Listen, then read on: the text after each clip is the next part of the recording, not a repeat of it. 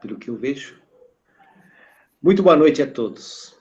É um privilégio para nós podermos estar juntos mais uma vez, como temos feito uma vez por mês durante esses últimos meses.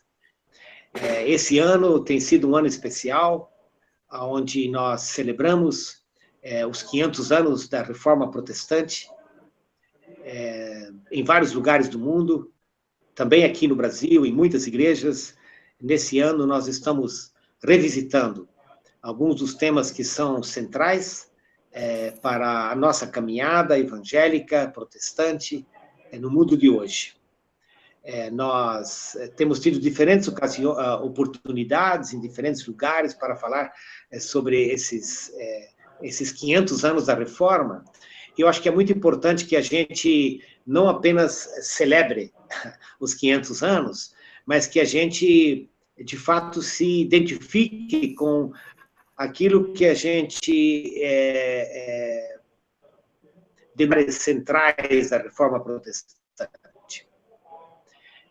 Que a gente para a conversão e que se deixe converter pelo Evangelho de Cristo, assim como os pais e as mães da Reforma tentaram nos ensinar. Essa conversão para o Evangelho é fundamental para a nossa vida de fé, para a nossa caminhada. E hoje à noite nós queremos, uma vez mais, caminhar nessa direção. Se você nos acompanhou nos outros meses, ou em algumas das nossas conversas, você vai lembrar que a gente já tematizou diferentes ênfases da Reforma, começando com a história, passando pela teologia, passando pela missiologia, pela cultura.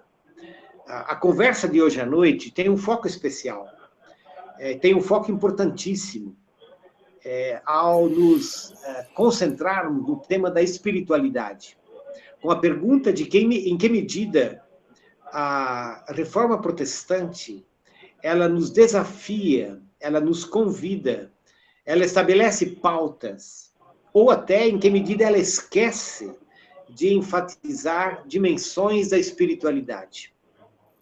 E com a espiritualidade nós queremos expressar tudo aquilo que tem a ver com a vivência da nossa fé, de uma forma individual e coletiva, no cotidiano, no nível macro e micro da nossa vida. Assim, você é muito bem-vindo para a nossa conversa nessa noite. Nós temos mais uma vez um painel que é fantástico. Tem sido um privilégio ter homens e mulheres nessas conversas que nos ajudam a pensar nas questões da fé em relação a esses 500 anos da Reforma, homens e mulheres de Deus que têm caminhado entre nós, como nós temos hoje à noite o Ricardo Barbosa, o pastor Paulo Júnior, a Regina, que está mais uma vez com a gente. Aí, Regina, é um privilégio, você que tem mergulhado especialmente nessa área da teologia na América Latina, da teologia entre nós. O seu próprio livro fala sobre isso. O Ricardo é um especialista em espiritualidade. Paulo anda por esse Brasil, não é, Paulo? Falando, ministrando, contato com gente das diferentes igrejas. Esse é o painel dessa noite. E você que nos assiste, você que participa. Nós vamos ouvir a esses painelistas, mas logo depois nós queremos ouvir você. Então, se à medida que você ouve, você tem uma pergunta, mande a pergunta para nós. A gente vai receber a sua pergunta com muito carinho, com muito gosto. E é um privilégio estarmos nessa conversa pela web e nessa conversa online. Assim que nós entregamos esse tempo que nós temos, essa conversa, nós entregamos a Deus, nós agradecemos por cada um que está aqui, nós agradecemos por esses 500 anos e pela fidelidade de Deus para conosco, e nós agradecemos pelos painelistas. Nós vamos começar ouvindo o Ricardo. Ricardo, que bom que você está com a gente aqui nessa noite, e nós temos o privilégio, o microfone é teu, a palavra é tua, e a gente só vai ouvir. Tá bom. Bem, muito obrigado, Valdir. e para mim é um prazer, assim, uma alegria estar com vocês, com esse grupo. Na verdade, eu não me considero nenhum especialista em espiritualidade, eu apenas considero que é um dos temas que mais me fascina. E particularmente hoje, quando nós olhamos esse tema dentro da contribuição da herança reformada, esse tema então me enche assim de um interesse enorme, um interesse imenso. Porque é um movimento que podemos identificar de várias formas com essa renovação espiritual que ele trouxe não só no século XVI, mas tem contribuído ao longo de toda a nossa história.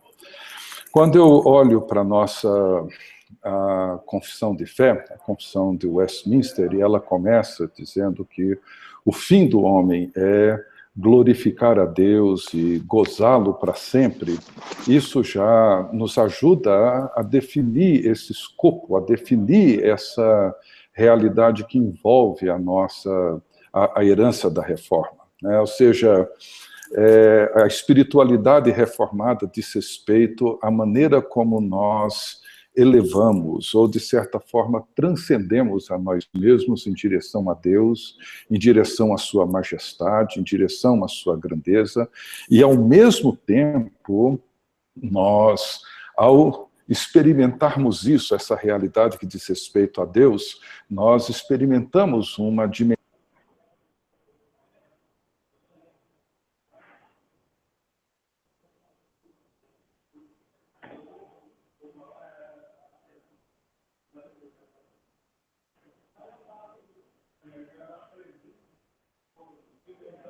essa expressão piedade do que espiritualidade. Vamos usar a espiritualidade porque é o nosso tema, mas a expressão mais usada por eles era piedade. Inclusive Calvino tem uma definição bonita sobre isso, quando ele diz que chama de piedade a reverência unida com o amor de Deus, no qual os benefícios do conhecimento de Deus nos são revelados.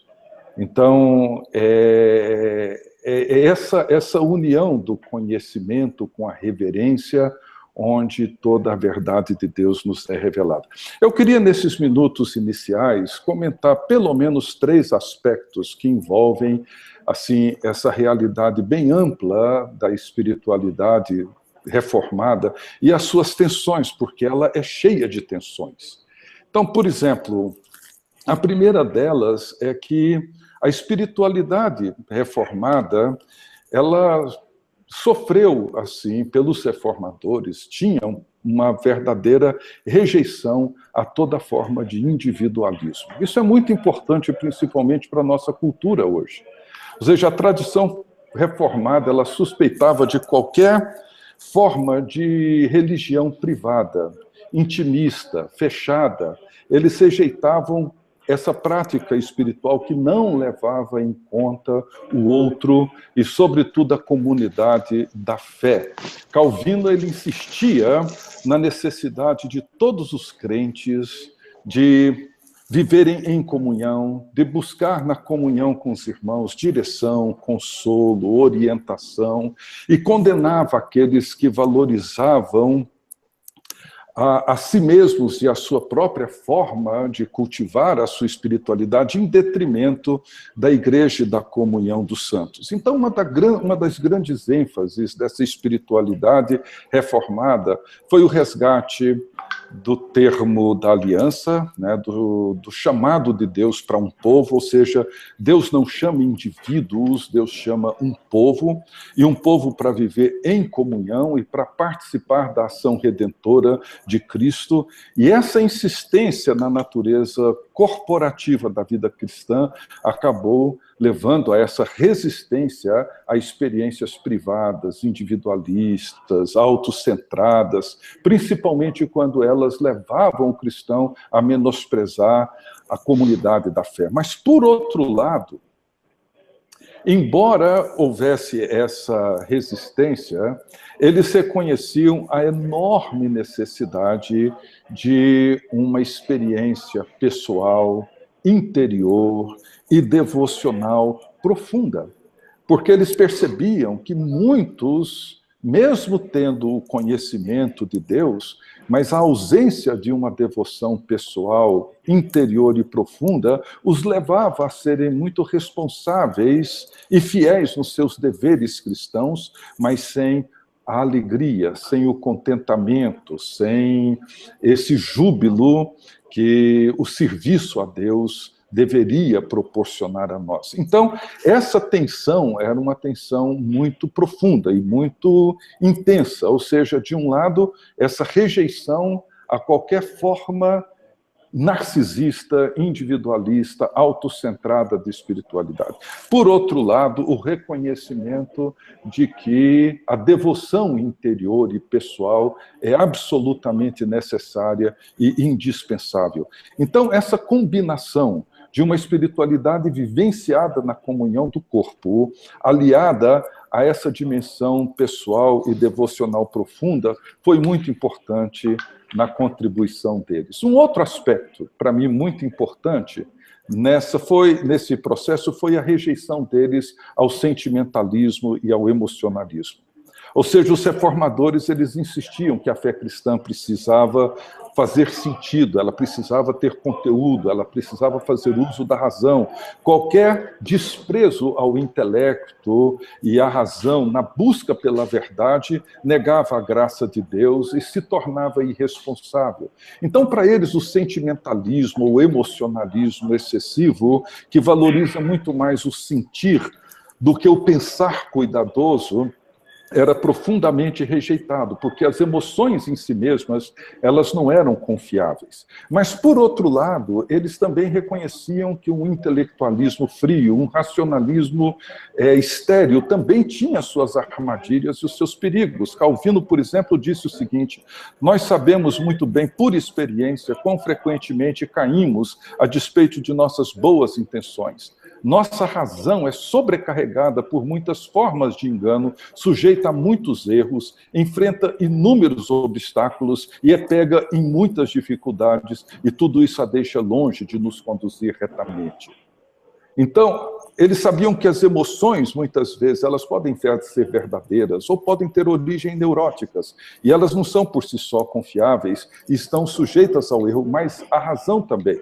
É por isso que Jonathan Edwards, esse grande puritano e reformador do século XVIII, ele reconhece, por outro lado, o valor das emoções e dos sentimentos quando ele diz assim, que quem possui apenas conhecimento de doutrina e teologia sem sentimento religioso nunca entendeu a verdadeira religião. Não há nada tão claro quanto isto. Nossa prática religiosa tem sua raiz unicamente dentro de nós, até onde as emoções nos levam. Milhares de pessoas ouvem a palavra de Deus, tomam conhecimento de importantes verdades acerca de si mesmas e da vida, mas nada do que ouvem exerce efeito sobre elas, sua maneira de viver não muda. A razão é esta: elas não são afetadas por aquilo que ouvem.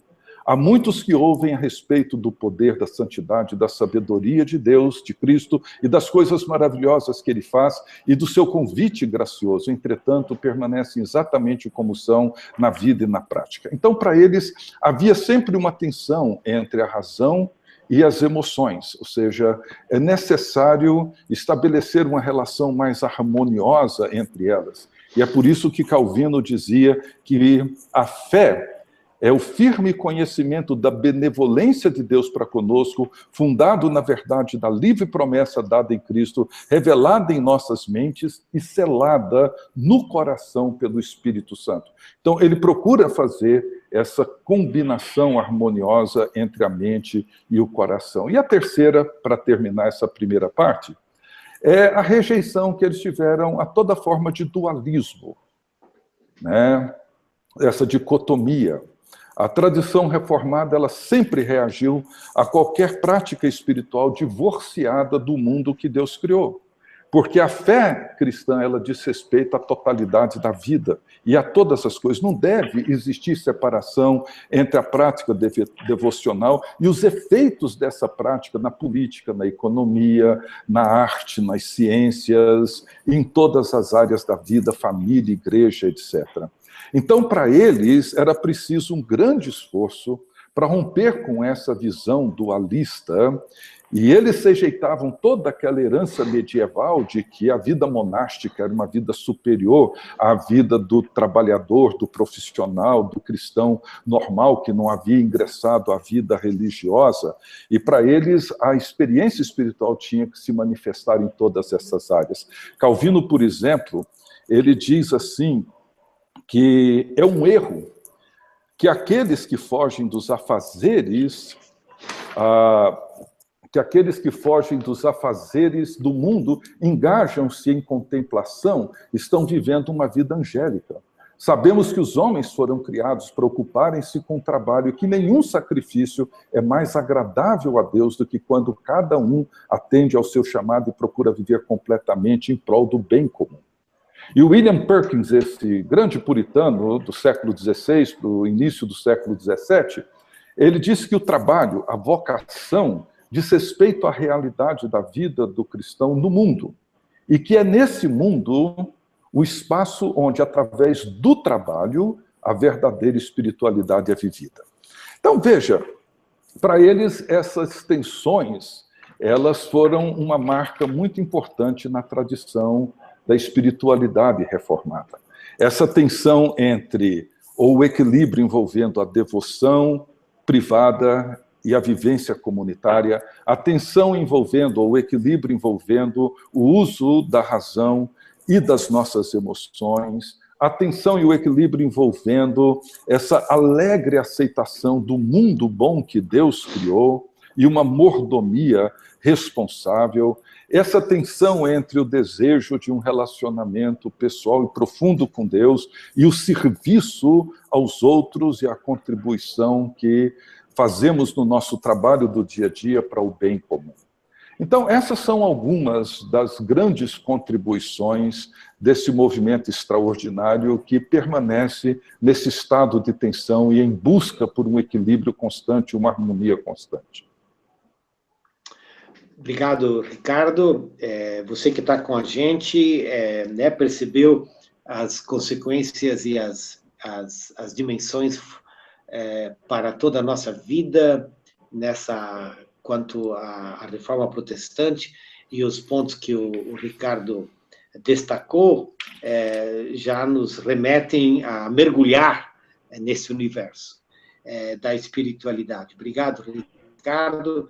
Se você nos ouve, você quer pensar numa pergunta, você tem uma pergunta, toma nota, manda para a gente e a gente vai à conversa com você.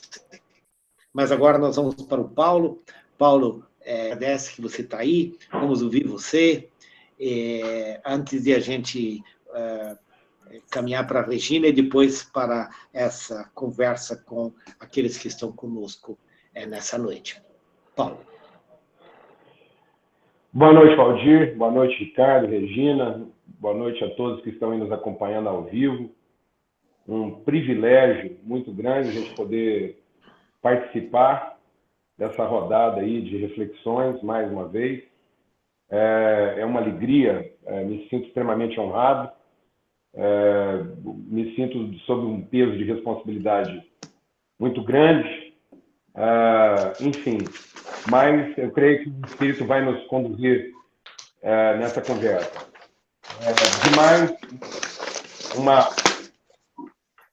Demais uma alegria muito grande aí poder estar com o Ricardo, um amigo de muitos anos, e a gente poder se reencontrar nesse fórum. O que eu queria abordar como aspecto da espiritualidade, da reforma, talvez seja até, não no sentido de dizer que isso seja uma coisa totalmente entendida já nos dias da reforma, mas é uma questão que foi levantada, né, uma questão que estava sendo trabalhada e talvez um aspecto não muito desenvolvido da proposta da reforma. E nós estamos aí há 500 anos já, né, de reforma protestante, e talvez esse seja um dos aspectos ainda mais nevrálgicos e mais mal trabalhados e compreendidos da reforma. A gente já percebe dificuldade em trabalhar esse aspecto já ainda nos primeiros anos pós-reforma, que é a questão da unidade, a questão da catolicidade da reforma. Porque eu creio que é uma questão semântica. Eu acho que a gente foi traído, né, por uma questão semântica ao longo dos anos, e eu não saberia precisar até que ponto isso, em que momento isso começou, a ideia de que a reforma protestante era um movimento contra o catolicismo. E eu creio que essa ideia de católicos e evangélicos, né, a gente fez a separação da reforma nesse aspecto, e isso nos traiu. Nos traiu na reflexão, nos traiu no aprofundamento da proposta, porque a reforma protestante ela não era contra o catolicismo. A catolicidade ela era contra o romanismo. A incongruência estava no fato de que, sendo católico, não poderia ser romano. Sendo romano, não poderia ser católico. Eu acho que isso é uma questão essencial da reforma protestante, em que se preservasse a catolicidade e que se refletisse sobre o romanismo. Então, a gente vê um esforço nos primeiros anos da reforma, apesar de toda a tensão, de todo o estresse, de se preservar as reflexões, os pensamentos, as ideias. E eu fico imaginando as tensões que foram acontecendo. Mas havia uma construção do pensamento. E algo que foi se perdendo ao longo do tempo. Eu creio que, com o passar do tempo, nós voltamos a ficar mais romanos do que católicos ou evangélicos, correndo o risco de perder um pouco da razão do nosso protesto maior. Nós não amadurecemos a questão relacional. O Ricardo abordou muito bem que um dos aspectos salientados, especialmente por Calvino, essa questão da comunhão, essa questão da vida familiar da igreja, é algo que a reforma queria resgatar, que remover o centro da vida devocional, do individualismo, do mosteiro, da coisa exclusa e espiritualizada, para um aspecto mais relacional, mais comunitário, mais familiar, mais comum da sociedade. E isso é a catolicidade da igreja no seu aspecto talvez mais missiológico, de resgatar o aspecto da comunhão. Na própria figura do Espírito Santo, eu creio que, se a gente fizer uma avaliação crítica nos dias de hoje, fica parecendo que a obra da salvação poderia se consumar, entenda bem o que eu vou dizer, se consumar no aspecto do amor e da graça, sem o aspecto da comunhão do Espírito. Então, a própria figura do Espírito Santo, ela ficou muito mais presa ao carisma, ao dom, do que a sua obra principal, que é a comunhão com Deus e com os irmãos, que é essa questão da espiritualidade relacional, né, em que a figura da cruz não era um sacrifício em favor de uma devoção ao rito, mas era um sacrifício em favor de uma devoção à relação. A relação com Deus, a relação entre as pessoas e com a própria comunidade. Então, eu gostaria de aproveitar essa oportunidade, que nós estamos falando de 500 anos de reforma, porque considero esse um dos elementos em que nós menos evoluímos. Aliás, eu entendo que no aspecto reformado, nós retrocedemos. Hoje, se eu ler uma frase aqui do Jeremias Burroughs, que foi um dos congressistas da Assembleia de Westminster, e Jeremias ele ele era das principais vozes do grupo dos independentes. O Westminster tinha lá os presbiterianos, os congregacionais e os independentes. Jovens, 40 e poucos anos, e uma voz importante naquela assembleia, e ele diz algo interessante, ele diz assim, estamos brigando, dividindo, armando, trabalhando uns contra os outros, preocupados apenas em tirar algo do outro. Amor e unidade são as marcas do povo de Cristo, as armas do cristão que mostram onde ele habita. Gritamos demasiadamente contra as divisões, mas dificilmente alguém faz algo para oferecer alguma ajuda contra as divisões e incentivar nossa união. Então, eu queria aproveitar, Valdir, e uma vez que é a própria Aliança Evangélica que está promovendo essa reflexão nos 500 anos de reforma, e dizer da nossa dificuldade em trabalhar a catolicidade da igreja. Eu acho que está aí uma coisa que talvez a gente precisasse até mudar um pouco nessa, como eu disse, eu acho que é um equívoco semântico aí que nos traz de pensar que a reforma era uma reforma contra o catolicismo e nunca foi, mas foi contra o romanismo. E, desgraçadamente, nós deixamos de ter uma única Roma e agora temos Romas espalhadas para todos os lugares e temos gente com voz papal e ditando bulas papais de qualquer maneira, à torta e direito. E a nossa relação cada vez mais difícil, cada vez mais institucionalizada, as lideranças cada vez mais entrincheiradas. Fica patente que muitas vezes nós não estamos conseguindo sobrepor nossas crises de poder e controle. Então, eu gostaria de, nesses 500 anos de reforma, falar sobre a catolicidade do movimento. Obrigado, Paulo. Como vocês perceberam, né, o Paulo jogou algumas dimensões aí para a gente, em termos de fazer os links com a nossa própria realidade e os desafios que a gente tem de viver essa nossa fé cristã com um sentido de missional e de unidade, né? Então, a gente vai voltar, Paulo, algumas das coisas que você falou, não é? Depois na nossa conversa, mas agora a gente ouve a Regina. Regina, você já ouviu os dois, né? Ouvi. Então, eu vi. Então, vamos ouvir a Regina. Obrigado por estar com a gente, Regina. Obrigado você, Valdir, pela oportunidade, né? E boa noite, né, para você, boa noite para o Ricardo, boa noite para o Paulo e para todos aqueles e aquelas que estão aí acompanhando o programa e que vão depois assistir por meio do YouTube, né?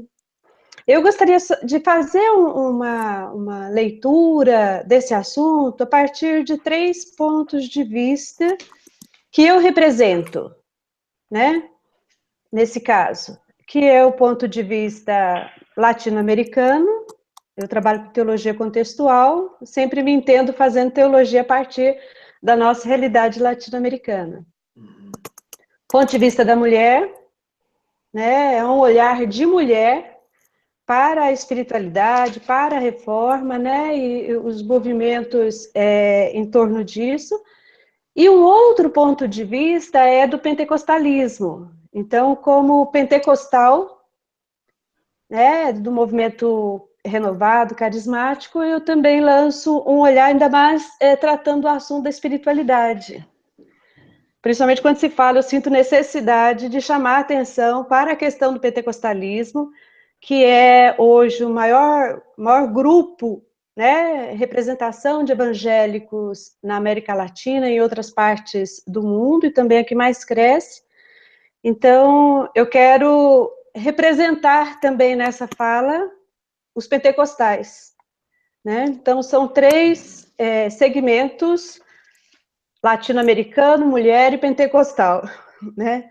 São essas 3 situações, 3 pontos de vista a partir do qual eu quero olhar para a espiritualidade. Bom, entendendo espiritualidade como a vida diante de Deus, vamos citar assim os os próprios reformadores, né, o Lutero, o viver diante de Deus, não somente para aquela experiência ou aquela forma mais interna, baseada na quietude do monasticismo e mais mística, né, do período medieval, que também foi uma alternativa de espiritualidade no período medieval e que influenciou bastante os reformadores, né, a mística também. Mas eu penso que um grupo que, de certa forma, influenciou bastante, e que a reforma recupera, em certo sentido, supera e recupera, é o monasticismo, que já foi mencionado aqui pelo Ricardo, inclusive. Até porque o Lutero, principalmente, era representante desse grupo, desse segmento, vem do movimento monástico, e vem da experiência monástica de espiritualidade, né?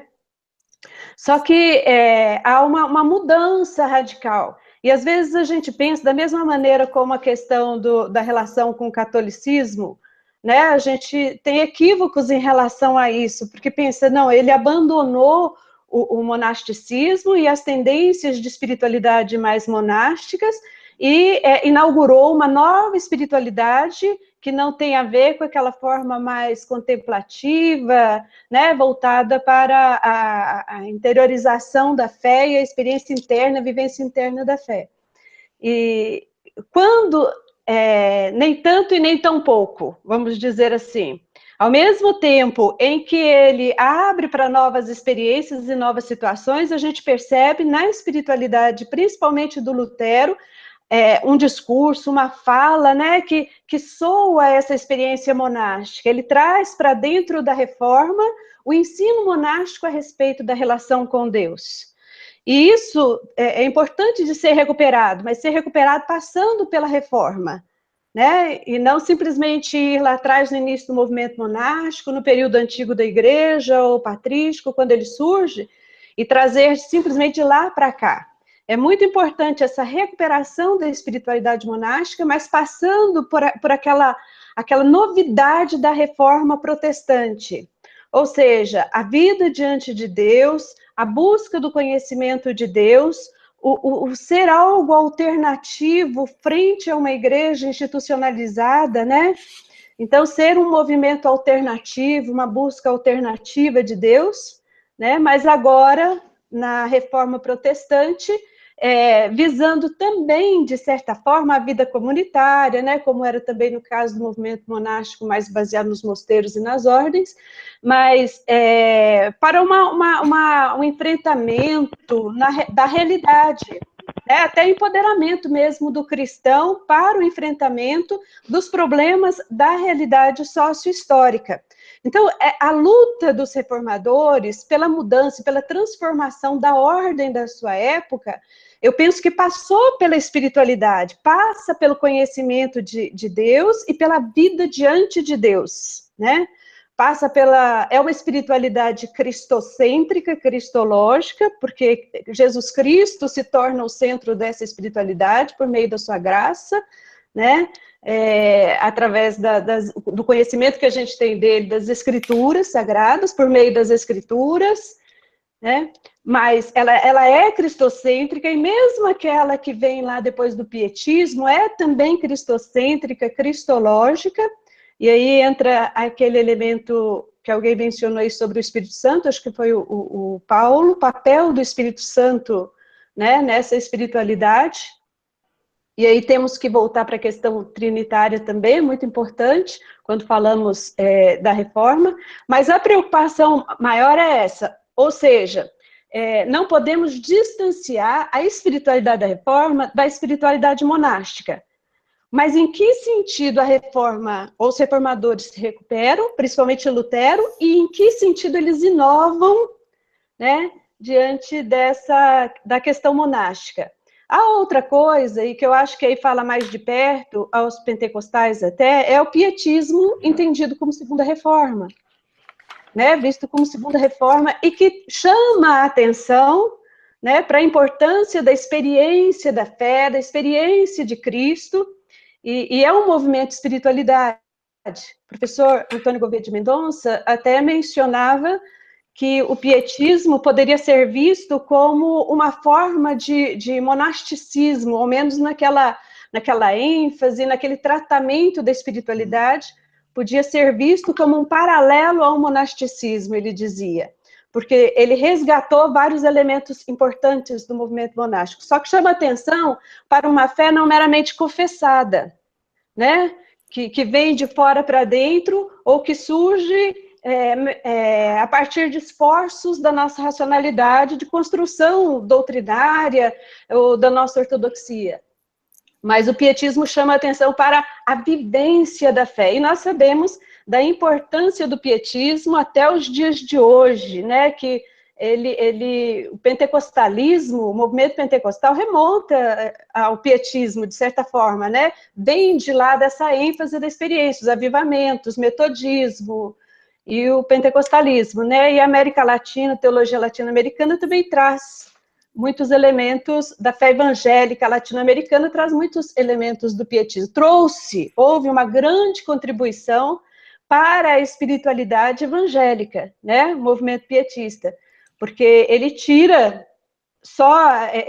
a gente às vezes tem uma mente um pouco exclusivista, né? E fala, não é mais aquilo, é aquilo outro. Não é exatamente assim. Eu penso que temos que recuperar os elementos importantes dos movimentos, principalmente protestantes, né? E nesse caso, o pietismo traz essa abertura para uma espiritualidade experimentada, vivenciada, tão cara para o pentecostalismo, né? E que é importante, valorizado para o pentecostalismo. Só que o pentecostalismo, ele nem sempre faz esse esforço de recuperar as suas origens históricas ou daquilo que ele afirma, né? Lá no pietismo ou no movimento de reforma.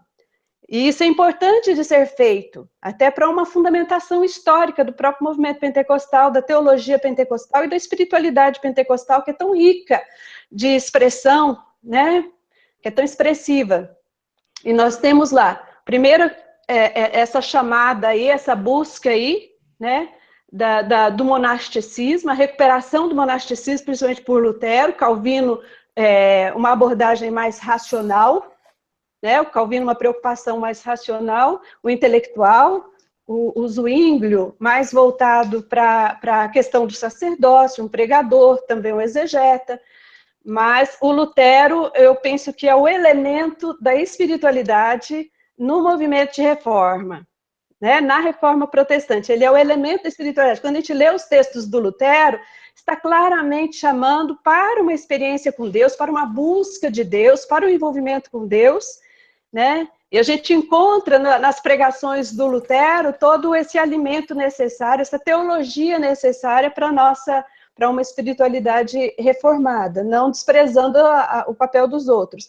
E o pietismo, como é um movimento que surge dentro do luteranismo, faz essa recuperação da experiência. E eu chamo atenção para isso, né? Como o Paulo chamou para a questão da catolicidade, da comunhão, da vida comunitária, eu chamo atenção, né, a partir desse ponto de vista pentecostal, para a experiência, o protagonismo do cristão na espiritualidade, o poder viver agora diante de Deus, experimentar a Deus e ter uma relação direta com Ele, possibilitada pelo sacerdócio universal de todos os crentes. E no caso do pietismo, essa abertura que ele faz, a criação de pequenos grupos, espalhando as reuniões nas casas, eram reuniões de espiritualidade, leitura das escrituras, cântico, oração, possibilitava com certeza, né, a atuação de outros agentes, inclusive mulheres também, né, nessas reuniões, visto que elas eram nos lares, então permitia também essa atuação mais ampla das mulheres em uma construção de uma espiritualidade agora que parte de dentro para fora, né? Que parte daquele conhecimento de Cristo que vem da experiência interna do cristão para fora. Eu chamo a atenção para isso, né? E para a importância de se resgatar mais isso, em função, principalmente, desse segmento que é tão rico e o segmento pentecostal, segmento evangélico pentecostal, e que precisa também da nossa participação, do nosso apoio, para a fundamentação histórica e teológica, né, daquilo que eles já afirmam enquanto experiência. Certo? Eu chamo atenção para esse elemento aí.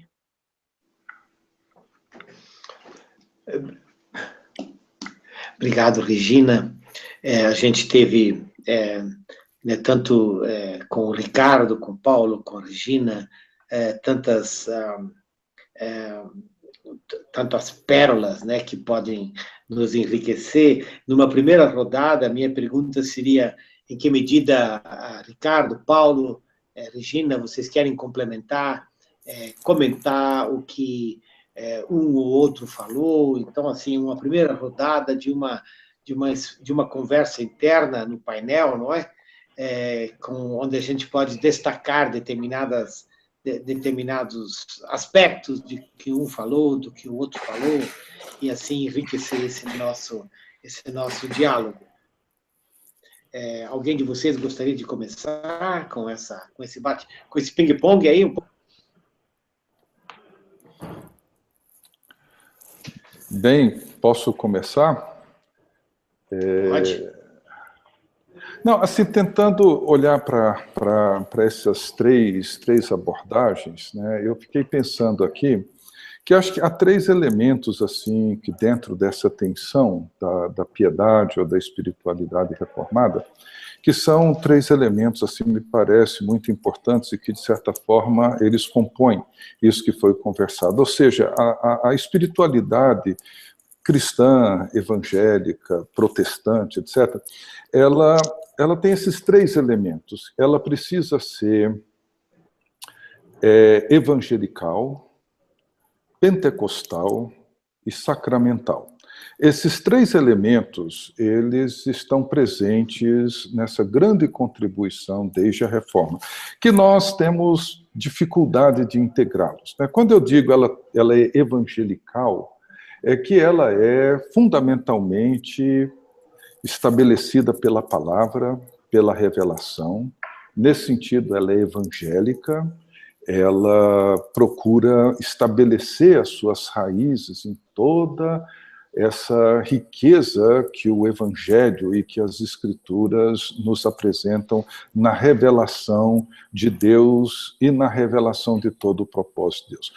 Ela precisa ser pentecostal no sentido também de que nós, de um lado, precisamos da palavra, mas, do outro lado, nós precisamos do Espírito para que essa palavra encontre vida e ela seja integrada de uma maneira intensa na nossa união com Cristo.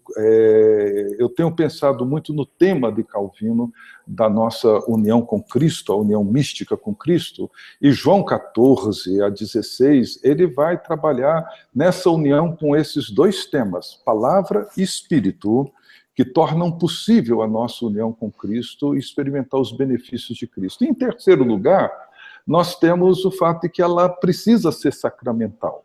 E hoje, acho que as nossas igrejas têm perdido bastante do valor dos sacramentos. Tanto o batismo quanto a ceia, que para muitos cristãos modernos, pós-modernos, se for excluído assim da vida da igreja, talvez eles não vão nem sentir tanta falta. Tamanha a mentalidade secularizada. E é nisso que o Paulo falou sobre a questão da catolicidade, da unidade, da comunhão entre os cristãos. Se nós entendemos que o que nos torna irmãos é o fato de que em Cristo nós somos batizados e somos feitos povo de Deus e sentamos em volta da mesa para celebrar o triunfo de Jesus Cristo sobre a morte, sobre o pecado, sobre o mal, ou seja, a comunidade da fé não é composta de pessoas que eu gosto ou não gosto e que eu convido ou deixo de convidar para fazerem parte do meu mundo religioso. Não. Essa mesa e o batismo são pessoas que são trazidas por Cristo, para a comunhão em Cristo, e esse é um tema que Lutero explorou muito para a nossa relação em Cristo. Então, a espiritualidade, ela precisa ter esses três elementos: o Evangelho, o Espírito Santo e os sacramentos que dão a identidade do povo de Deus. Inclusive, Ricardo, oi, pode falar, Regina. Sobre esses ritos sacramentais, talvez a questão da igreja ter perdido muito, né, a importância disso foi o esvaziamento do sentido disso na atualidade, né? Mais uma necessidade de se voltar para a reforma protestante, porque esse aí foi um conteúdo, de certa forma, da teologia dos reformadores, muito bem trabalhada, muito bem exposta, né? E na atualidade, talvez, o que tem que se buscar, primeiramente, é o sentido disso. Qual que é o sentido da ceia para nós, né? Qual que é o sentido do batismo para nós, o sentido teológico, o ensino teológico acerca disso, a fim de que a igreja compreenda que não são meros ritos, né, a serem praticados no evento do culto, desprovidos de algum significado teológico. Porque o que a reforma fez foi dar sentido a isso, colocar isso dentro do conteúdo da sua mensagem, do seu discurso, né? E talvez precisássemos fazer isso, fazer essa busca, primeiramente, não simplesmente buscar o rito enquanto mero ritual, né? Mas em como ele nos aproxima de Deus, nos traz, né? Rememora o sacrifício de Jesus Cristo e qual o sentido disso para a nossa fé, né? E isso a reforma fez, os reformadores fizeram com muita propriedade, né? Colocaram isso dentro de uma teologia, né? Dentro de um conjunto de ensinos, de um determinado conteúdo. Eu creio que a questão dessa abordagem, até uma coisa que eu iria tratar dentro da fala, é exatamente essa questão do sacramento, especialmente o sacramento da ceia, né? A questão do batismo num corpo e a ceia como celebração da comunhão do corpo. Até quando o Valdir encerrou lá, resumindo um pouco daquilo que eu estava compartilhando, a questão da unidade atrelada ao aspecto missiológico, mas eu queria mesmo colocar a unidade atrelada ao aspecto da espiritualidade. Porque o sacramento como um fator pedagógico e não como um rito. Então, a reforma resgata o sacramento como um elemento pedagógico, que é o que Paulo quer fazer lá, escrevendo aos Coríntios, quando ele diz a má compreensão, a incompreensão do corpo, da unidade da igreja, é o que mais fere a espiritualidade da igreja. Paulo diz, se há pessoas fracas, se há pessoas doentes, e se há pessoas moribundas, ou seja, pessoas que não estão cumprindo seu papel e sua vocação na vida espiritual, é por não discernir o corpo. Então, a questão das relações, até, Regina, assim, que isso é uma reflexão, quando a gente fala, por exemplo, dos encargos de cada um, e lá do Lutero, do Calvino, e aí a gente pensa na questão da racionalidade e da espiritualidade, na verdade, a racionalidade ela tem que ser entendida dentro da espiritualidade. A espiritualidade é o todo, e não apenas esse aspecto que nós reputamos como o aspecto mais místico, né? Não, a espiritualidade é o todo, é o próprio corpo em si, é a sua harmonia, é a forma como as diferenças atuam de maneira harmônica. Então, a reforma ela trouxe uma explosão de possibilidades em que ficou patente que era possível gerar conteúdo teológico, era possível gerar reflexões a respeito da própria liturgia, de maneira diferenciada, contextualizada a cada realidade. E aí parece que a igreja saiu da armadilha do individualismo e foi aprisionada na armadilha do institucionalismo.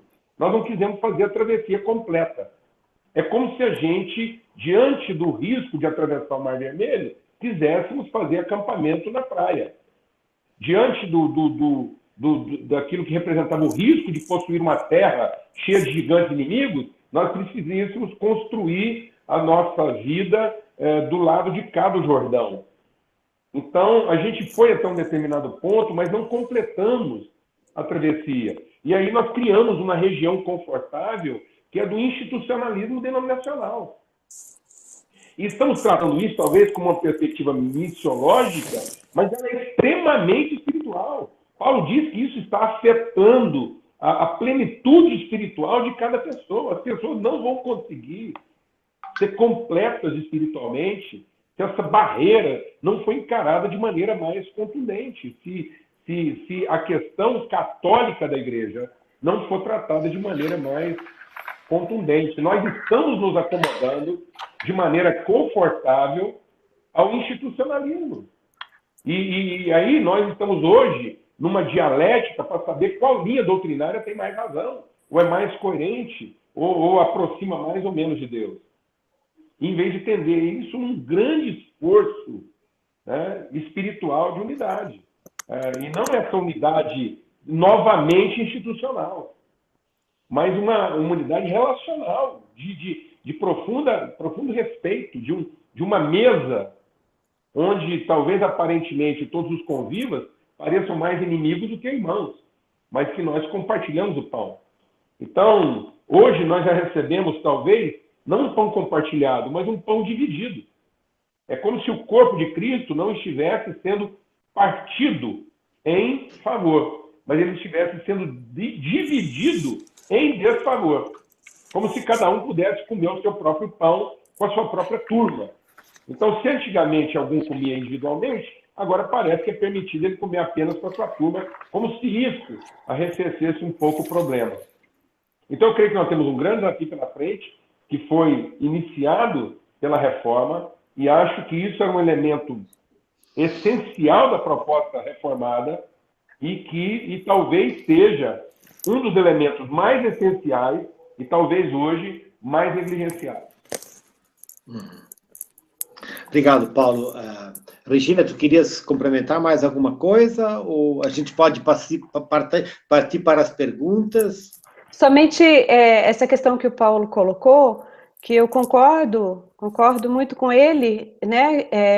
A espiritualidade da reforma, ela tem vários lados, tem várias faces, e todas elas são igualmente importantes, né? Tanto a da racionalidade, né? Como aquela, vamos dizer assim, mais monástica do Lutero. No entanto, aquela observação que eu fiz de início era séria, né? O meu ponto de vista é pentecostal.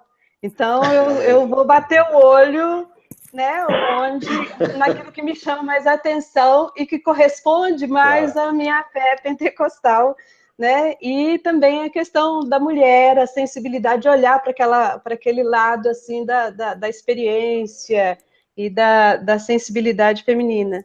Mas concordo com você completamente nesse sentido. Não há como dizer que uma das contribuições, vamos dizer assim, foi mais importante do que a outra. Todas elas são devidamente importantes, cada uma no seu lugar. Para mim, como pentecostal, me chama mais um movimento pietista, porque ele é, de certa forma, uma recuperação de vários elementos da reforma luterana, né? Pietismo. Então, para mim, é muito interessante. Então, vamos... obrigado por cada um de vocês, mais uma vez. A gente tem várias perguntas aí já no radar, não é? Que a gente tem que trabalhar. Regina, quem sabe você comenta um pouco para a gente até sobre essa coisa da... você fala do Lutero como a questão da recuperação, né? Do monasticismo, né? Muitas vezes a gente fala do Lutero como aquele que deixou o mosteiro, e com isso representa de toda uma história, de toda uma tradição. Você fala dele como acentuando dimensões do monasticismo, né? Digamos assim, do monasticismo que sai, se eu posso tentar interpretar isso, do monasticismo que sai dos muros do convento para dentro da cidade, da comunidade. Você comentaria um pouco sobre isso? Sim, eu acho que Lutero expressa o melhor do monasticismo, talvez, né? Poderíamos dizer isso, o melhor nesse sentido. Ele traz aqueles elementos da espiritualidade, né? Eu repito, da vida diante de Deus, só que, como disse você agora, para fora do mosteiro, mais do que fora do mosteiro, e agora vai o toque latino-americano, né? Uma espiritualidade encarnada na realidade sócio-histórica e transformadora dessa realidade.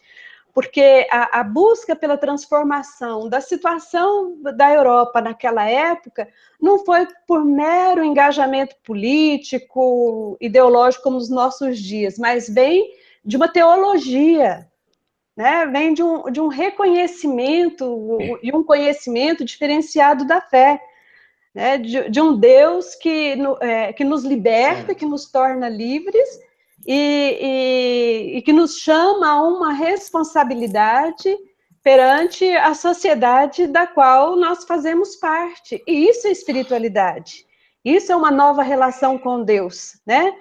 Quer dizer, vivemos a fé em Deus, vivemos a nossa experiência de Deus, não mais circunscrito ao espaço não só dos mosteiros, mas das catedrais também, mas agora também na luta, na busca de mudança daquilo que está errado, daquilo que é danoso, daquilo que é antivida, né? Na sociedade, por via da igreja, né, ali, mas é uma espiritualidade transformadora, encarnada. Certo. Né? Então, eu penso que traz isso do monasticismo, porque o monasticismo trouxe isso também, na época dele. A gente sabe que os mosteiros foram um lugar de receber estrangeiros, de acolher pessoas, de alimentar pessoas, né? Sabemos disso.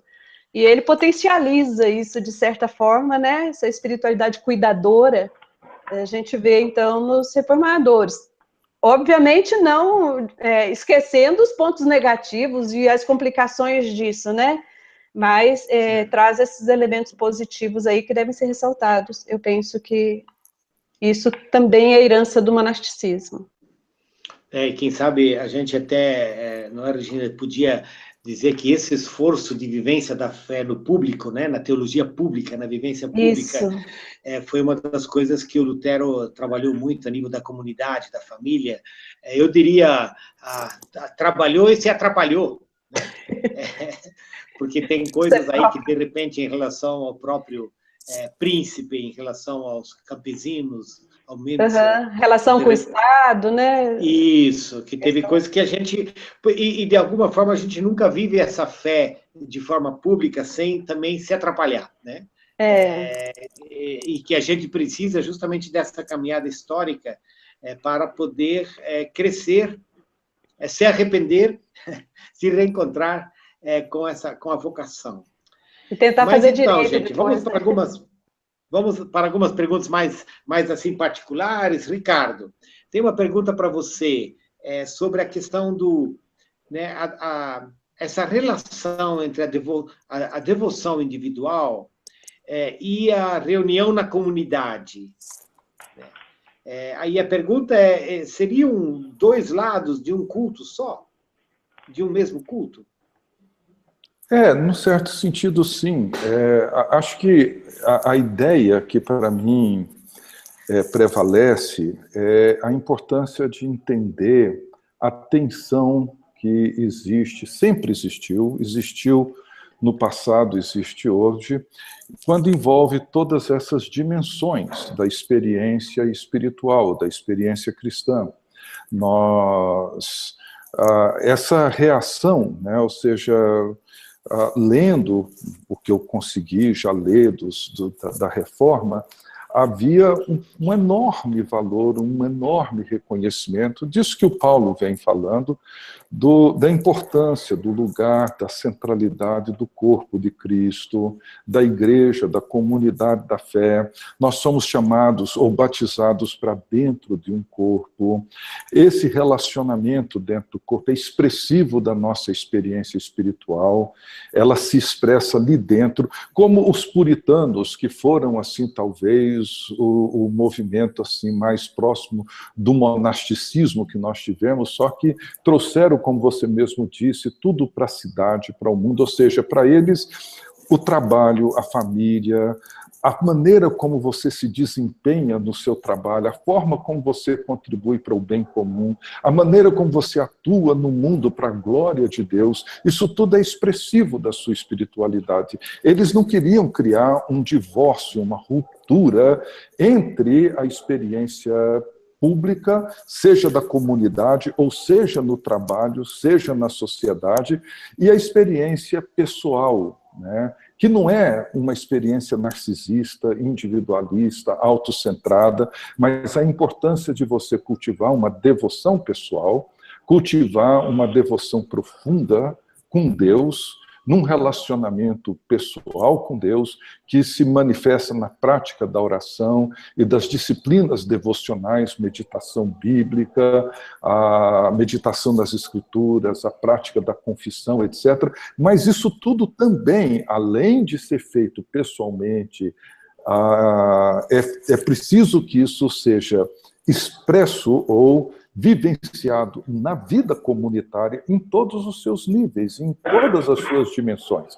Então, essa tensão não diz respeito a duas realidades, a dois universos, a dois mundos, diz respeito a uma coisa só. Diz respeito à maneira como nós vivemos a vida da fé no mundo que nós vivemos, seja no universo privado, seja nas relações que temos na igreja ou no mundo que nós vivemos. Não encontra, e para eles não poderia jamais haver ruptura entre essas coisas, né? Isso para mim é fascinante. É fascinante. Obrigado. Não, e essa integração, a gente precisa buscar ela sempre de novo, não é? Porque ela nunca está pronta de alguma. Isso. E, Regina, você falou várias vezes na questão do movimento também do pentecostalismo, essa ênfase que você queria, né, colocar de volta na agenda, essa ênfase no próprio Espírito Santo. Tem duas perguntas que mexem um pouco com isso. Uma delas fala da relação entre como que o pentecostalismo, digamos, histórico, se relaciona com a questão dos credos da reforma. E a pergunta é possível perceber essa espiritualidade, né, da qual a gente falou, dos pais da reforma, a espiritualidade vinda da reforma no pentecostalismo brasileiro? Essa é uma das perguntas, né, que eu colocaria, que foi colocada para você. Você quer responder essa ou quer que eu coloque a outra já? Não, vamos pensar um pouquinho acerca dessa aí, né? A primeira coisa que eu acho que a gente tem que levantar, não adianta querer tapar o sol com a peneira, é que muitas vezes no nosso cenário evangélico brasileiro, o pentecostalismo é visto à parte do movimento de reforma. E até internamente dentro do pentecostalismo. Então, há esse problema, e ele é real, né? É quase como se fosse um movimento que começou ou no Brasil no início do século, quando muito remonta à Rua Azusa, né? E dali começa uma nova fé, como se não tivessem antecedentes históricos do movimento. Só que ele começa no seio do evangelicalismo, do movimento de santidade, do evangelicalismo, portanto, né? Porque o movimento de santidade começa no meio evangélico. Se é no meio do evangelicalismo, vem de toda essa herança de reforma, né? Metodismo e reforma protestante, remonta à reforma protestante. Então, se por acaso a gente não percebe uma observância como se deveria dos credos, né, trazidos pela reforma protestante, daquelas afirmações de fé, talvez seja, e não se percebe isso no pentecostalismo, vamos dizer, o histórico, aquele que começou lá no início do século passado, né, ou aqueles movimentos de meados do século, talvez a gente perceba algo assim nos movimentos de renovação, né, de meados do século passado, aqueles que, chamados também de carismáticos, porque eles vêm de igrejas evangélicas históricas, né, e não abandonaram, né, toda essa tradição de reforma. Já o pentecostalismo, que inicia em solo brasileiro, né? E parece que houve um certo distanciamento e internamente quase não se vê fazer essa relação, né, da fé pentecostal e da experiência pentecostal e da fé pentecostal com o movimento de reforma. Parece que são duas coisas meio que distintas, tanto afirmadas de fora quanto de dentro. Então, temos esse problema para resolver, né? E essa contribuição a dar ao movimento pentecostal no sentido de organizar o seu pensamento da fé, ajudar a organizar o seu pensamento da fé, é uma contribuição que tem que se dar, até é muito importante fazer isso agora, de abrirmos isso agora, porque o movimento pentecostal está em busca de teologia, está fazendo todo um esforço de busca, de construção teológica, então é o momento de se dar essa contribuição. Por isso que é uma pergunta difícil de responder nesse sentido, dizer que se eles afirmam ou não os credos, né, da reforma protestante, ou do protestantismo posterior, né, das confissões, do confessionalismo, aquelas que se tornaram basilares, né, das igrejas protestantes históricas, não dá para afirmar isso, porque não há uma teologia clara, definida, que se possa dizer, esse é o pensamento de fé pentecostal. O que nós temos de claro no pentecostalismo é a ênfase na experiência pneumática, pneumatológica, isso sim, isso é um ponto seguro do qual não se abre mão. As demais coisas estão em construção, afinal de contas foi século passado, né, também. Então agora que as coisas também estão sendo colocadas, sendo organizadas, tem que se levar isso em consideração. Tá certo? Por mais que a gente queira forçar a situação, eu penso que não é possível de se fazer. O que temos é essa situação aí. Qual que seria a outra? Ô, Valdir. Bem, eu vou deixar a outra para o Paulo entrar aí. Paulo, entra. Tá, não, porque eu gostaria de participar dessa resposta da Regina, até para ajudar. Contribuir com a Regina nesse aspecto. Até porque a minha origem é presbiteriana. Para os presbiterianos eu fui considerado pentecostal, para os pentecostais eu sou considerado muito... presbiteriano. Presbiteriano demais. Enfim, e aí eu queria fazer essa contribuição, porque eu acho que eu sou engenheiro civil, e para mim os aspectos invisíveis são fundamentais. Então, às vezes os aspectos não objetivos, não aparentes, são os mais essenciais. Então, um dos aspectos do pentecostalismo intrínseco na reforma, só que subjetivo, é a profusão de reflexões, de doutrinas, de pensamentos. Então, eu estou citando aqui o caso do Jeremias Burgos, por quê? Porque ele é um jovem que, aos 25 anos de idade, ele é expulso da denominação porque ele resolve discordar de um pensamento. Isso é intrínseco do movimento pentecostal, num certo sentido, só que em um aspecto subjetivo. Então, às vezes, a gente for esperar aparecer um instante, como você diz lá, o avivamento da Rua Azusa.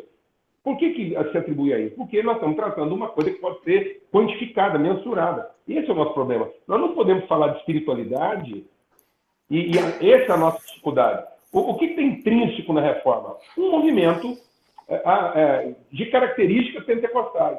Intrínseco.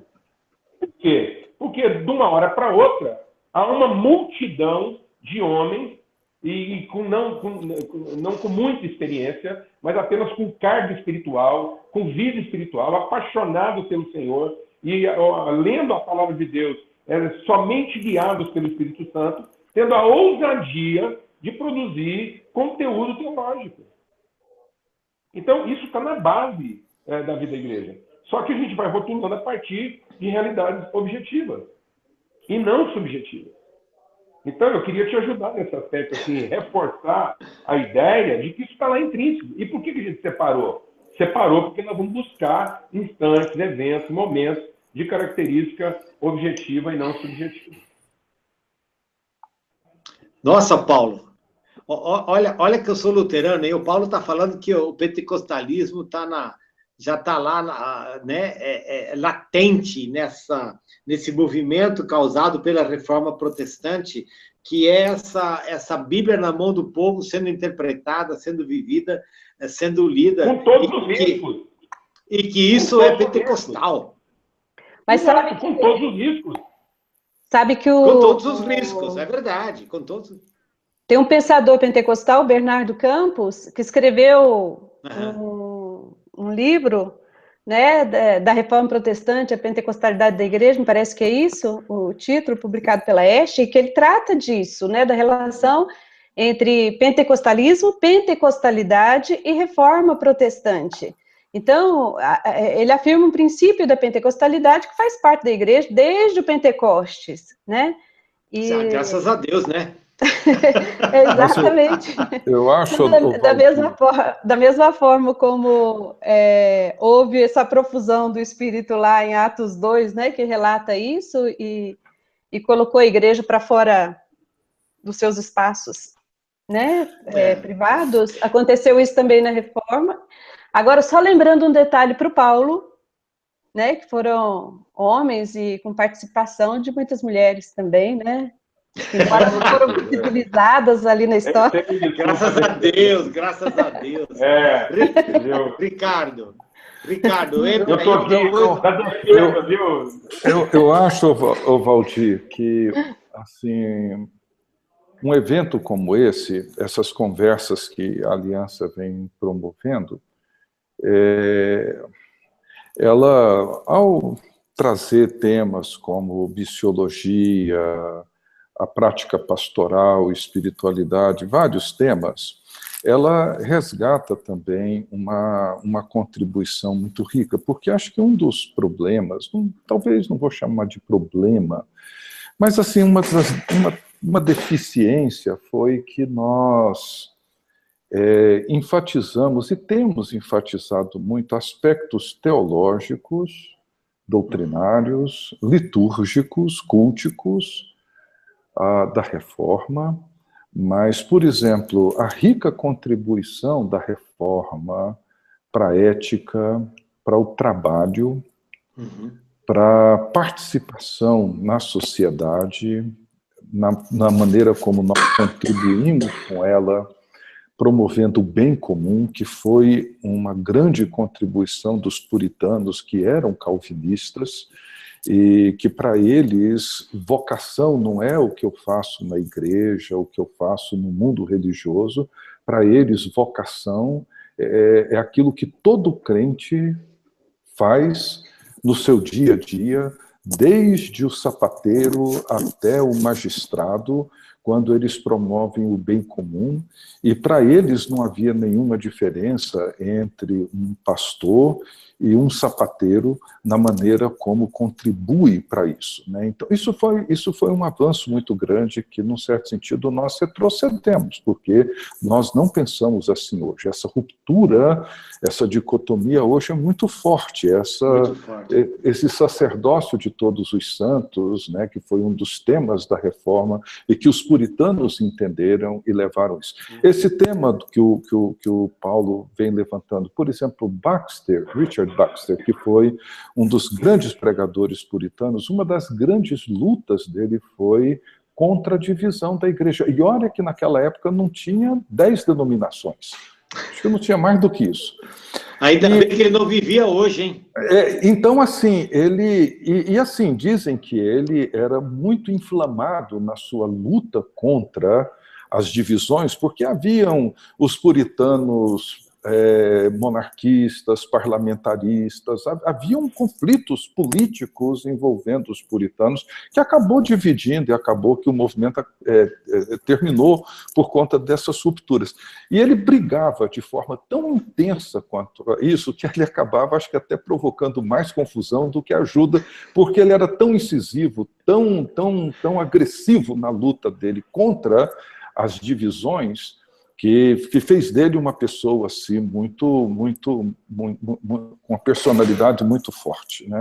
Então, mas isso tudo gente, foi uma grande riqueza que a gente, foi uma grande riqueza que trouxe, assim. Então a gente precisa recuperar tudo isso, porque isso tudo é reforma, não é só doutrina. Claro. Então, gente, vamos. Regina, eu vou te dar outra pergunta.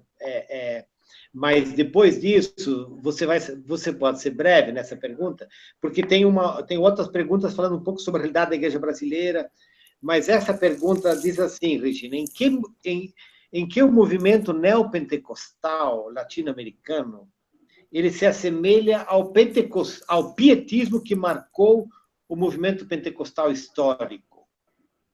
Você podia comentar isso um pouquinho? O neopentecostalismo, particularmente, eu vejo como um outro movimento, que não dá para fazer essa associação. Até esse nome, todos nós sabemos que é um nome um tanto equivocado, né? O nome diz neopentecostal. Neopentecostal, ele é um nome equivocado, porque a gente ainda não conhece o movimento suficientemente para fechar ele no nome, assim, e acaba remontando, assim, trazendo referência, né, do pentecostalismo. Enquanto que são experiências diferentes, abordagens diferentes, teologias diferentes que orientam os dois movimentos. Então, é complicado. Eu acho que a gente ainda tem que estudar muito o neopentecostalismo, colocando esse nome entre aspas, para descobrir as origens históricas de verdade dele, porque até agora a maior parte dos estudos tem sido sociológicos, né? E nós precisamos analisar do ponto de vista da teologia para descobrir as procedências de verdade dessas afirmações teológicas que são feitas pelo neopentecostalismo. O pentecostalismo a gente já consegue linkar bem, porque na realidade, quando a gente afirma um movimento, a existência de um movimento no meio do cristianismo, principalmente por causa das afirmações teológicas que fazem. É ali que a gente consegue, de certa forma, identificar elementos de procedência, né, e de onde vem. E no caso do neopentecostalismo, eu acho que é algo que ainda está em acontecimento, falta estudo teológico, temos muito estudo sociológico e das ciências da religião, né, que também faz essa abordagem bastante sociológica, sobre o assunto, mas falta estudo interno nosso, né, para poder identificar de onde vem essas discussões. Né, e aí fica difícil dizer também quais são os links, os vínculos com a reforma protestante desse movimento. O máximo que conseguiríamos seria das pessoas que fundaram as igrejas que hoje fazem parte, né, do chamado neopentecostalismo. Não sei se o Paulo teria algo mais a falar acerca disso, mas eu penso que é mais por aí. Não dá para estabelecer esses vínculos claramente. Qualquer esforço que a gente fizer nesse sentido, a gente vai ter muita dificuldade, né?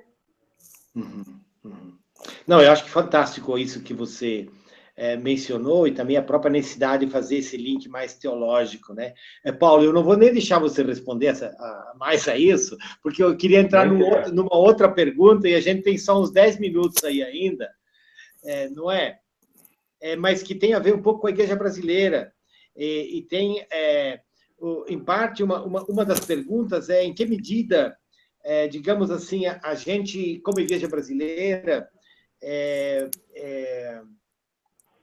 trata também, falando da nossa realidade, dos grandes temas que têm surgido no nosso meio, em que medida a gente não tem uma espiritualidade, como diz essa pergunta, fundamentalista e dualista, e não está conseguindo conversar com temas prementes na realidade de hoje, como homoafetividade, ética, suicídio.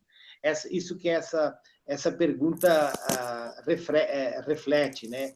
E em que medida uma espiritualidade, digamos, fundamentalista, dualista, não dá conta da realidade na qual nós vivemos, e nós precisamos de uma espiritualidade mais dialética, porque, segundo essa pergunta, na reforma, a gente vê muito mais essa espiritualidade dialética, que se expressa, dialética, exatamente, uma espiritualidade dialética e não dualista, que se estabelece também através dos diálogos, dos debates, as teses e antíteses.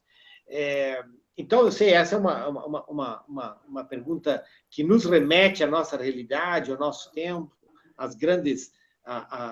os grandes temas dos nossos dias, e como que a gente responde a isso. Então, de repente, é uma palavra mais pastoral até, que a gente precisa articular, mas eu queria, quem sabe, nesses minutos que faltam, convidar cada um de vocês a tentar fazer esse link, né, com a realidade da igreja hoje. Essa foi uma das perguntas também, né, em que medida a igreja de hoje reflete os princípios da reforma, e que à medida que a gente vai chegando ao final do nosso tempo, vocês pudessem, de alguma forma, né, dar uma palavra nessa linha, como eu tentei refletir para nós. Não sei quem dos três quer se arriscar primeiro aí, mas lembrando que a gente está aí nos 10 minutos finais, não é? Então as nossas palavras terão que ser curtas. Eu vou ser bem objetivo, Valdir, assim, é muito curto. A igreja brasileira, na atualidade, ela se revela totalmente despreparada e fragilizada diante dos temas mais cruciais que o país enfrenta hoje. Nós estamos tentando enfrentar esses temas com bordões, com chavões,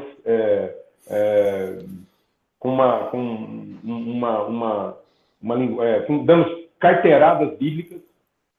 Nós estamos dando verdadeiras carteiradas bíblicas. E aí nós revelamos um despreparo para o diálogo. E isso só acontece porque revela o nosso despreparo de dialogar até entre nós. Então, a gente não consegue romper as nossas barreiras porque ficamos refém das nossas susceptibilidades, das nossas carências, muitas vezes, de poder e de afirmação. Então, o nosso dogmatismo, quando a gente fala que a reforma combate o dualismo, na realidade da igreja brasileira hoje, isso soaria quase como uma hipocrisia, porque nós criamos uma dualidade. Criamos uma dualidade entre ser evangélico e não ser. Deus pertence aos evangélicos. Isso é dualismo. Então, nós não estamos preparados para o diálogo, para a reflexão, para o ensino, para o confronto, nem entre nós. E se Deus pertence aos evangélicos, pertence a alguns deles, a alguns de nós.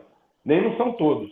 Então, isso é uma dificuldade, revela a nossa fragilidade. Nós estamos disfarçando o dualismo novamente. Eu quero terminar minha fala testemunhando o discurso, até porque você citou essa questão da homossexualidade, da homoafetividade, de uma jovem de 20 e poucos anos, em que ela se opõe a essa questão aí essa polêmica toda em torno da cura gay, mas ela disse uma coisa muito grave. Ela disse assim que ela não se interessa pelo que aquele juiz pensa, pelo que a ativista, que ela diz evangélica, pensa em pleitear aquela lei, e mais. Ela não quer ir para o céu. Ela não quer ir para o céu, porque ela quer ser feliz na terra mesmo. Então, isso para uma jovem de 25 anos, isso deveria nos chocar, porque o nosso evangelho e as nossas práticas evangélicas se restringiram a garantir pessoas para o céu e não a garantir pessoas que consigam ter maturidade, estômago e estrutura espiritual suficiente para enfrentar as nossas próprias discussões de diferenças, quanto mais as nossas diferenças com a sociedade. É só isso. Só isso é bastante, né, Paulo? E a gente de alguma forma, precisa caminhar com cinzas, não é? Sobre as nossas cabeças. Exatamente. Ricardo, Regina, quem de vocês vem primeiro? Bem, Ricardo, Valdir, por favor. Pode ser.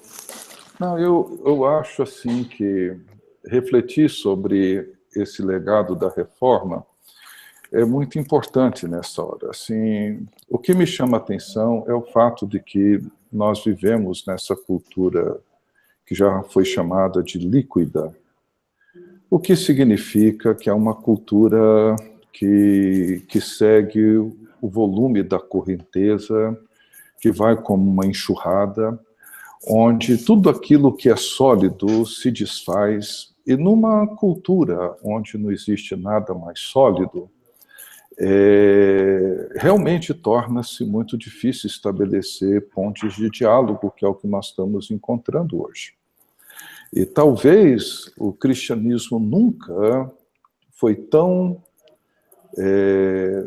teve um desafio tão grande quanto o que ele tem hoje, de entender a solidez da rocha onde ele está estabelecido. Somente assim ele vai conseguir olhar para a sociedade, olhar para a cultura à sua volta e conseguir dialogar. Se ele perde a sua identidade, se ele não tem mais solidez nas suas convicções, ele não tem condições de estabelecer diálogo. Então, numa cultura líquida, talvez isso nos leve a refletir sobre a necessidade que temos hoje de viver, de fato, uma reforma, né, das nossas convicções, uma reforma de toda a nossa identidade cristã evangélica. Obrigado, Ricardo. Regina? A nossa espiritualidade, ela é orientada por nossa teologia, mas ela também é orientadora da nossa teologia, né? Nossa vivência com Deus, a nossa experiência de Deus, orienta também o nosso fazer teológico. E a outra coisa que eu penso que não podemos esquecer, né, e que a reforma até nos faz lembrar disso, é que a espiritualidade, seja ela individual ou comunitária, ela é endereçada, ela se faz em um determinado endereço e uma determinada época. Não podemos esquecer disso, não estamos fora de contexto. Esse é o nosso contexto atual, com as suas perguntas e os seus problemas que afetam a nossa espiritualidade.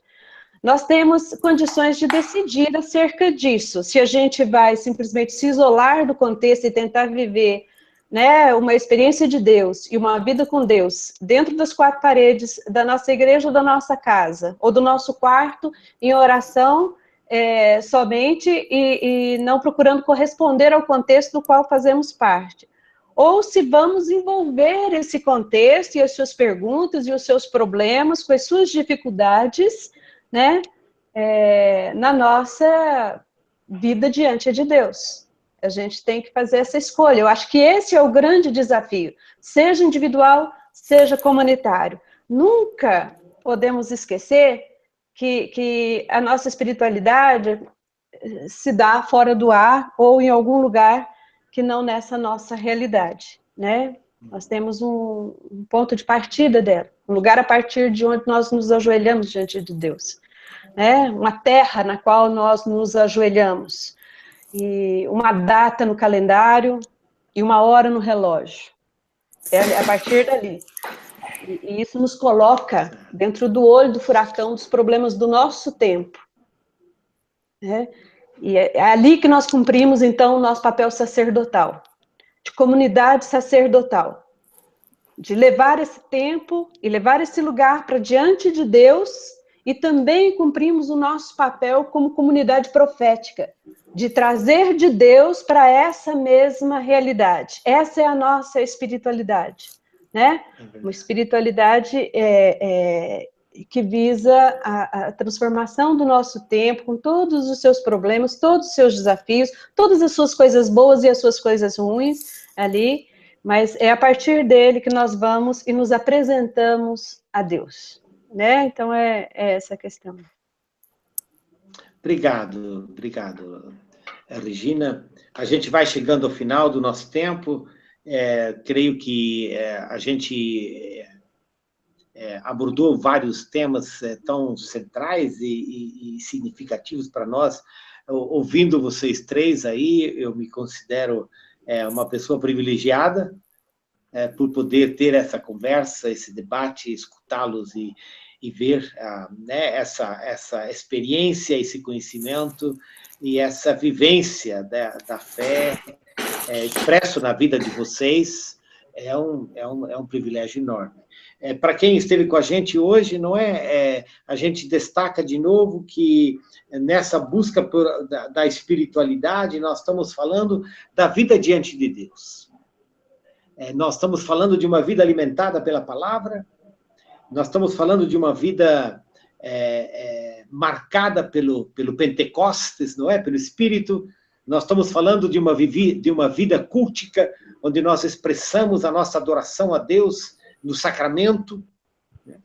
E na vocação que nós temos para viver essa vida de uma forma católica, né? Unidos, né? Nós estamos, e que a nossa vocação é para a unidade, e que essa vivência da fé em unidade se dá na presença de Deus na sociedade, com todas as consequências que a gente pode e deve tornar isso uma realidade na sociedade na qual nós vivemos. E eu acho que no final da nossa conversa, dizendo um pouco da complexidade dos dias que nós vivemos e da necessidade de que essa fé se torne uma fé encarnada e, nesse sentido, relevante a partir do serviço no mundo de hoje. Muito obrigado a vocês, muito obrigado a todos que estiveram conosco, obrigado, Regis, pela retaguarda, para essas conversas na web que a Aliança promove. No próximo ano, no próximo mês. No próximo mês, a nossa conversa terá como tema a presença das mulheres da reforma. A Regina chamou já a nossa atenção para nós sobre esse aspecto hoje, que muitas vezes a gente esquece da grande relevância dessa presença histórica das mulheres também nessa trajetória, e nós queremos tematizar isso para dizer que isso é muito importante e destacar essa presença entre nós. E que isso é uma agenda para todos nós, tenham todos uma boa noite. Abençoe, Deus guarde, e Ele sempre nos sustenta. E a sua graça nos alimenta cada dia e também no decorrer dessa noite. E é dessa graça que nós vivemos. Amém. Paulo, Regina, amém. Ricardo, amém. Abraço, muito obrigado. Muito abraço para todos. Abraço, Regina, Paulo, abraço. Deus abençoe. Obrigado. Abraço.